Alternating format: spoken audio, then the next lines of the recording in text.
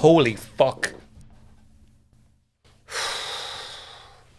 Could have warned me. I mean, even I knew what was kind of coming, like, but even then, still, Jesus Christ.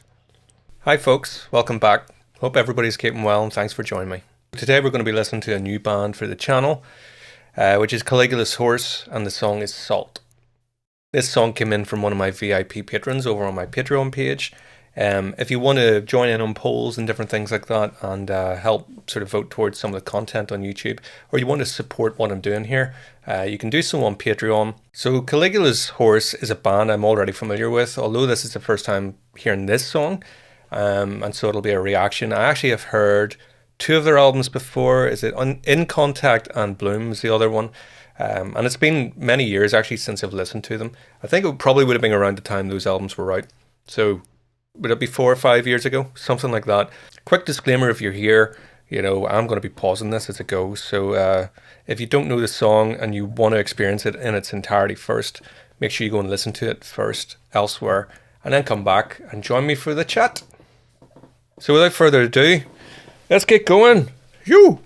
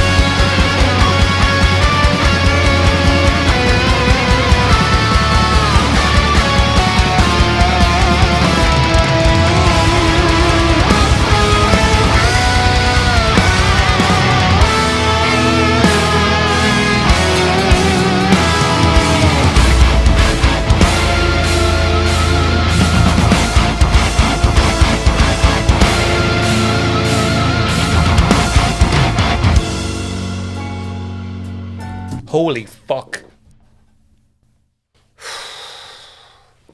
Could have warned me.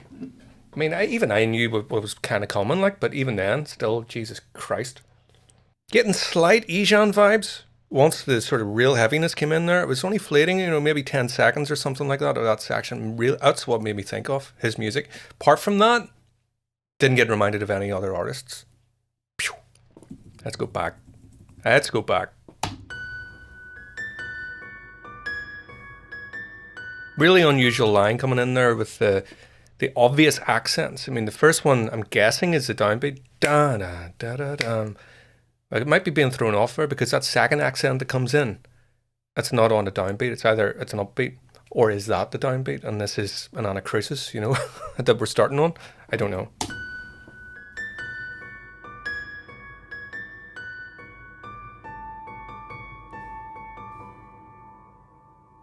Great reverb.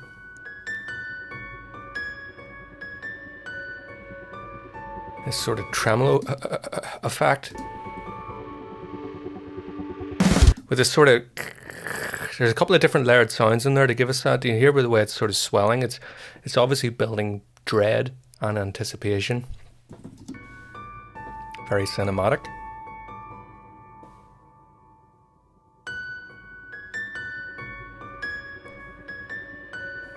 Kind of haunting, like this.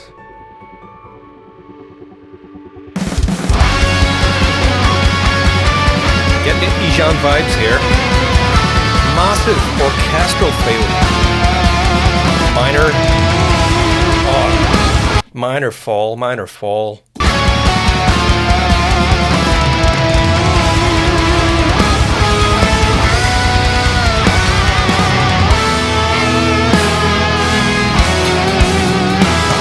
so creative, like all those drum changes and stuff like that. You know, we're going from that sort of almost like a blast beat kind of feel at the start, and the double kick, and then these sort of really sort of almost jazzy kind of style there at the end.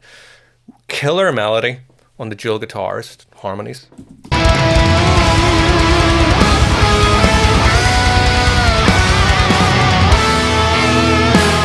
Great phrasing.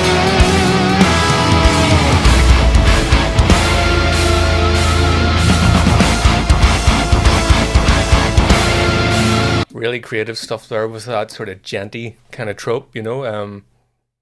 It's something that's been done to death. You know, if you're a fan of this band, I'm sure a bit like me, you've listened to many bands that would be technically in the same sort of arena, you know, as them. And because of that, I don't know whether you agree or not, but to me, so many bands in that genre, they started to sound like one another. And all the music is really quality, but there's definitely a loss of identity going on with the gent stuff. And so it's just so appealing to me to get a band that's taken that, because it's a great element to have in your music. But if it becomes a sort of predominant driving force in your music, I feel like the identity starts to disappear. They're using it creatively as an ingredient, but they're using it within a style that it feels like their own style as opposed to just another gent band. So even the tones and stuff they're using on the guitars are that dun dun dun dun dun dun dun. It doesn't sound like those typical 8-string guitar tones, you know, that everybody's trying to just use the same tone. Not everybody, but you know what I mean. The harmony that's being used there reminds me of Muse. I can't think of the song immediately, and I want to keep this moving, but there's something there. Da, na, na. It gives that sci-fi kind of tone, dystopian feeling. I can hear Matt Bellamy screaming. It'd be great. Right.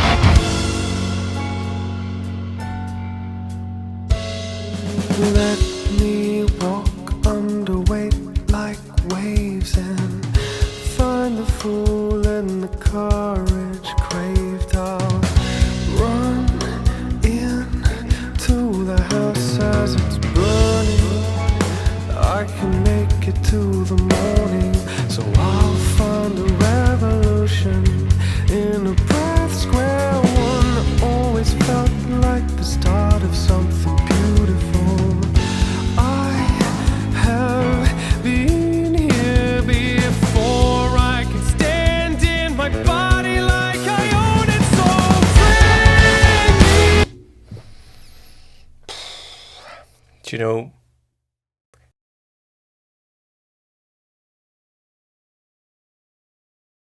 when you've listened to you feel like you've listened to all the music. I don't know. There's times I feel like, I know I've got bands on the channel I've never listened to before, but there's not a lot of bands that people say to me, listen to this, and I haven't heard them already. Even like this, you know, Caligula's Horse. I mean, you can see even on it's saying here they've got 5,000 subscribers. So, you know, the person that asked me to react to this, you know, they didn't know whether I knew them or not, but I know them. So the point I'm trying to make is, when you feel a bit jaded sometimes, you know, listening to music, it's like I can still appreciate everything I listen to. It doesn't matter if I absolutely really love it, I can still enjoy it. And you guys can probably tell when I'm really into something, because there's probably a different energy. Whereas when I'm in appreciation mode, you know, you probably tell between appreciation mode and gushing mode. I'm starting to gush. My seat is definitely getting pretty wet here. I'm going to have to get up and get a towel, rub it off a wee bit. Rub the seat off. Hands are here. So because of that, I can't tell you how much I love being thrown off track. Feeling like I'm being taken on a journey that I'm not already kind of, like whatever's around this corner, I kind of know what's around that corner. There's a lot of bands that I listen to, particularly on the channel, where like I say, I can really appreciate their stuff, but you kind of feel like you know what's coming next. And it's not a bad thing. Like I say, you still enjoy it. But this makes me feel like when I was a kid. And, way back then, where like when you put a Black Sabbath album on, that was new. And then even when you put the next Black Sabbath album on, it didn't even sound like the previous Black Sabbath. So there was this just constant wow, wow. And then John Coltrane, Joni Mitchell, Nick Drake, Emperor.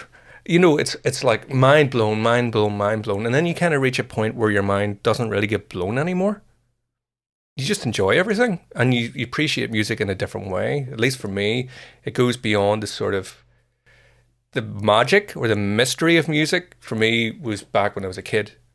Whereas once you start to understand music properly, and you go to lessons, you learn how to play, and you do theory and all the rest of it, the more you learn, there's a certain magic. The mystery of it, if you like, starts to disappear or diminish. Now that doesn't mean that your pleasure for it goes down. Some people seem to think there's this fear of learning. Like if you go and learn theory and all the rest of it, that that you'll somehow spoil music. You don't spoil it. The way you hear it changes. The things that stand out to you change from what they were before, as opposed to it being this sort of mystical thing. You then start to get a hold on it and go, and you actually you appreciate it and enjoy it even more. But there is that element of the mystery that it's part of it, where you just have to you have to accept that there's certain things that aren't going to blow you away like they used to. But there's this whole other world where you start to go like, the reason why that snare sounds so good is because of the EQ, and then you start to learn about EQ. So there's all this extra stuff that you start to appreciate in music.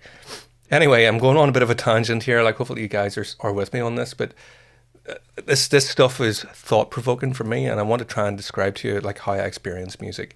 The reason why this is so good for me is because it sounds fresh, and even though I'm listening to it on a technical level, because my ears are now at a level where I can't help it, I still like the changes that are coming around the corner in this band. It's just something you don't get all that often when you sort of reach that sort of point in your life, with a particular whatever field your expertise is in. If you're a painter, I'm sure it's the same sort of thing. Going from, holding the brush to trying to paint something, and you draw a line and you think that's good, and then you see like a Rembrandt and you go, well, that's impossible. Well, if you set on path and you've got a natural gift, that's maybe not impossible. But I'm sure Rembrandt, even though he had that ability, could still appreciate the other art. Right, let's keep it moving. And in my body like I own it, so bring me my tomorrow. Just strapped in here. I swear by my sorrow, the hands to bury my tomorrow.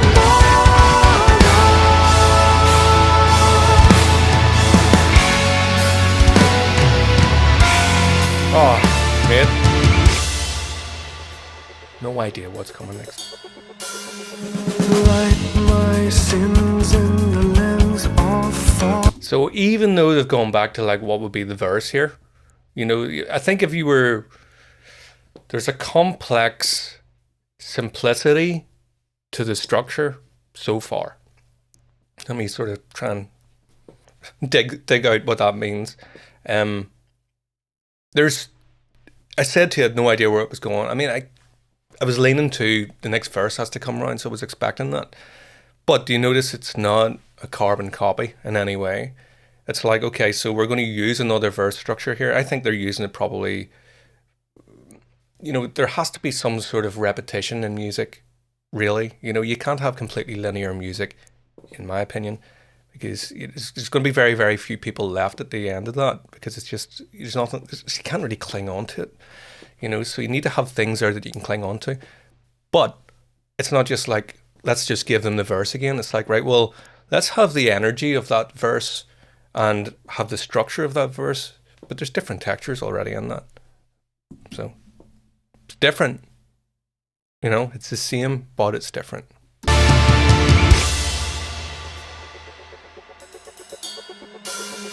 It also kills me to, just how good this is. I mean, 100,000 views, not to be sniffed at. That's a big number.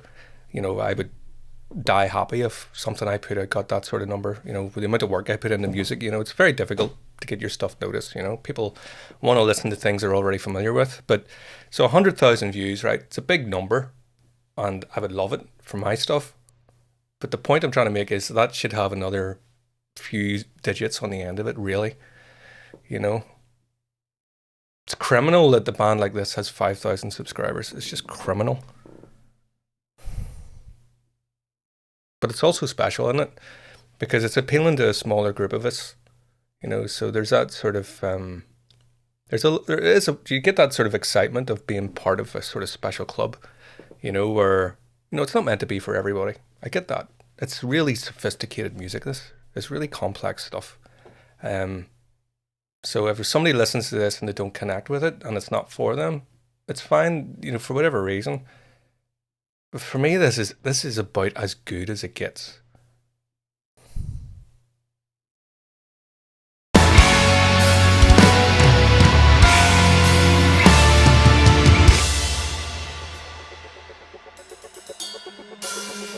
Light my sins in the lens of thought. Let my edges blur as I stand. More percussion in the bass this time round.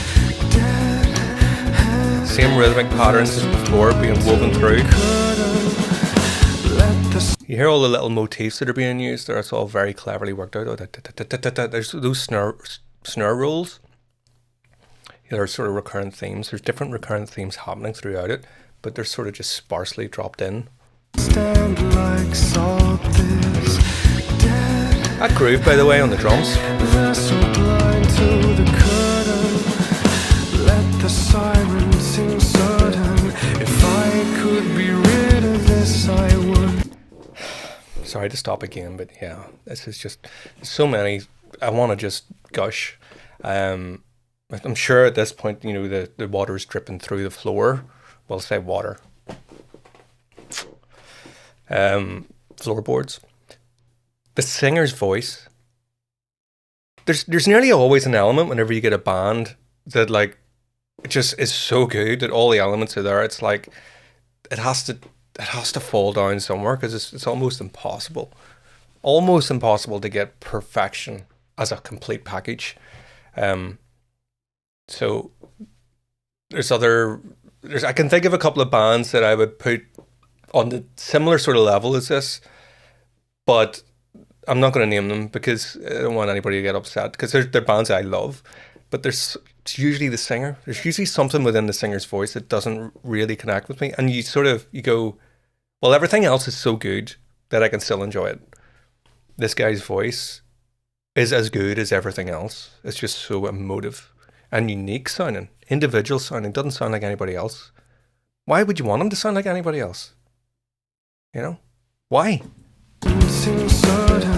If I could be rid of this, I would. In a breath, my words are a whisper. Sounds a little bit like the singer from Tool.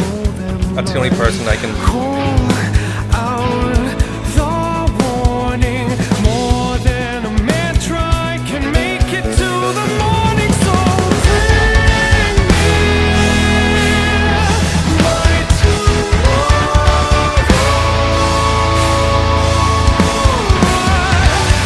Slight leprous vibes in the vocal. Okay, so there's another one. Getting that Onar, isn't it? Einberg. I'm terrible with names. I think that's his name. Something. Yeah. The singer from Leprous there. But so there's only certain notes he hits, and I go like, he reminds me of them. But anyway, listen.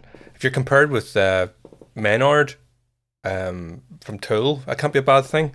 Or Einar, both superb singers.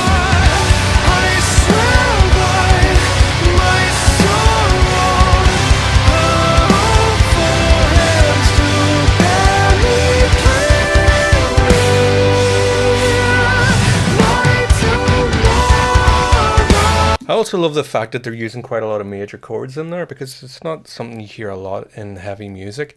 Embrace the major chords. You need the major chord. I actually was talking to somebody about this recently, a student of mine. You need she was commenting on the fact that I had used some major chords in one of my compositions. You would sort of laugh about everything I write in, or a lot of stuff I write is very dark.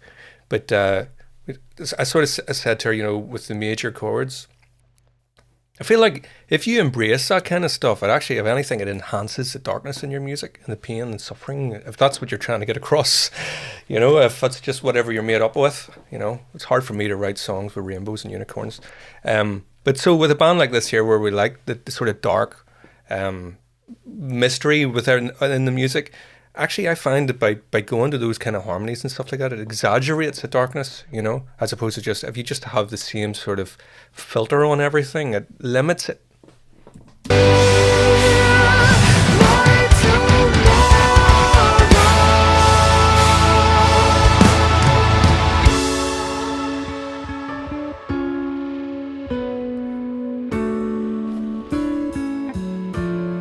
Nice to have the melody on the bass there.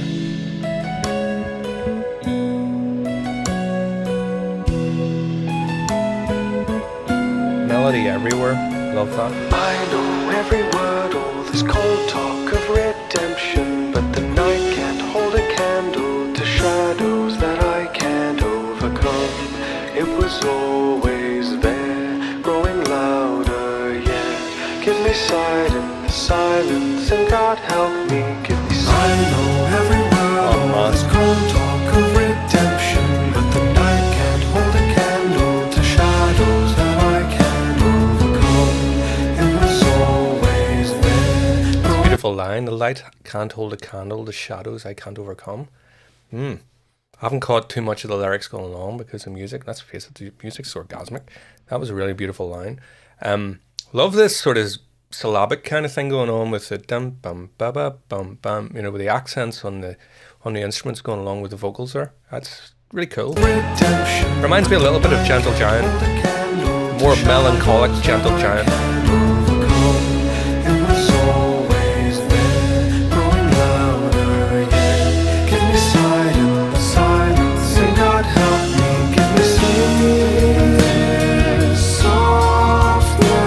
I'm waiting, weightless for. Just gorgeous chord after gorgeous chord. More to ask these fragile bones. What?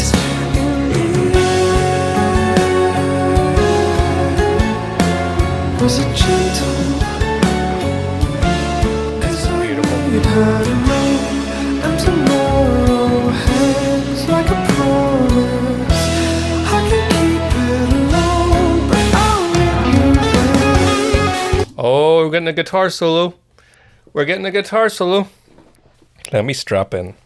And tomorrow hangs like a promise. I can keep it alone, but I'll meet you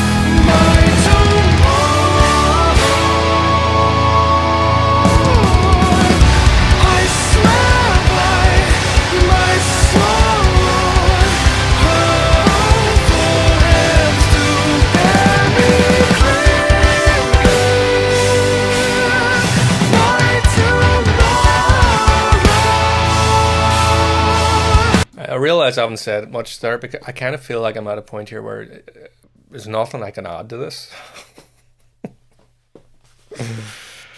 The playing is stunning. It's really stunning, that guitar solo. I could talk about that. I mean, I'm not talking about it because if I was to talk about it, this would be a 2-hour video. But let me just tone, vibrato, use of the bar, how he's using it, or she's using it. I actually don't know who the guitarist is. Doesn't sound like anybody else. I mean, you're always going to get, when you use the Floyd Rose stuff, there's certain guitarists that we all know and associate certain sounds with them. So there's always a little undercurrent of that. The tone, like when it comes to distorted tones, not just flat out distortion, the dynamics within that, the different levels of tone and dynamic distortion in there. That solo is just incredible. The instrumentation under the solo, incredible. Just incredible. So I mean, I know sometimes it feels like whenever I get to say something like this, I feel like I shouldn't say it, but just because you hold those big giants like Beethoven and Rachmaninoff and stuff like that, you know, they're gods, you know. This is as good as it gets. Like, in terms of rock music, the rock band setup, drums, bass, guitar, vocals, doesn't get any better than that.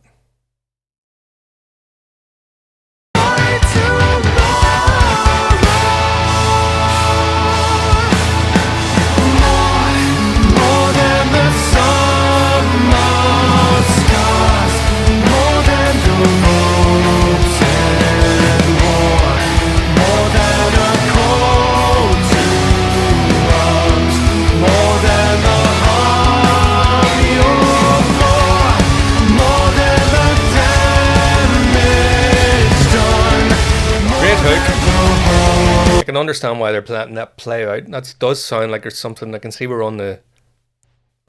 leaving now. You know, we're on the way out. So I can understand why they're choosing that towards the end of the song. There's something about we've arrived here, and letting it repeat and changing the drums and stuff like that. Reminds me a little bit of what Opeth do in some of their songs when they get to that sort of outro section.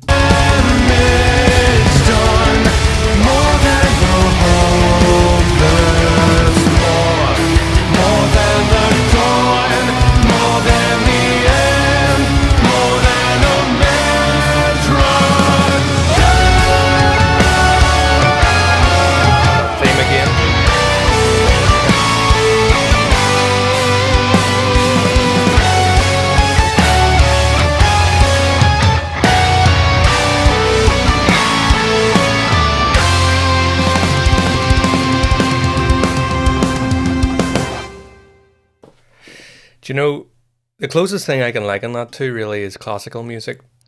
Let me qualify that. So I think it's easy for people to think that classical, in order to use that word classical, it has to sound like the orchestra. You know, certain instruments we associate with classical music, well, couldn't be classical unless there's, you know, strings and there's flutes and all this kind of stuff. You know, so there's that whole palette of instruments that can be put into metal and different types of bands. And people then just go, it's classical sounding, you know, because it's using those things. But it actually shares very little, or can share a little amount of actual classical harmony and all those things within the music. But it gets labeled more as classical. So I can imagine this is a band where, you know, they may not be associated with classical music, because it's not overtly there in terms of the instrumentation used, but in the harmony, in the style, and the dynamics, and the storytelling of the music, the way it's all composed, it reminds me of classical music. You know, it doesn't sound with the orchestra like classical music because it's not there, but it's like using modern day instruments as your orchestra. It's very sophisticated music. It reminds me of, you know, if you go and listen to actual orchestral music from, like, say, the 19th century, you'll see what I mean.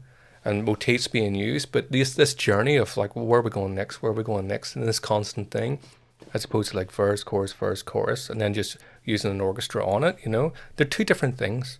It's not better or worse. This stuff just feels like sort of. That's why I'm really holding this up in high regard. It just feels like masterful, you know, masterful in every way. It's gonna be hard to top this one. If you do enjoy what I'm doing and you want to help support me, Bandcamp's your best bet. Go to Bandcamp because you can buy that for the same price of the coffee, and you're getting all my music. You know, so thank you very much to everybody that is helping support the channel that way. It means a lot. Thanks for watching, guys. See you all next time.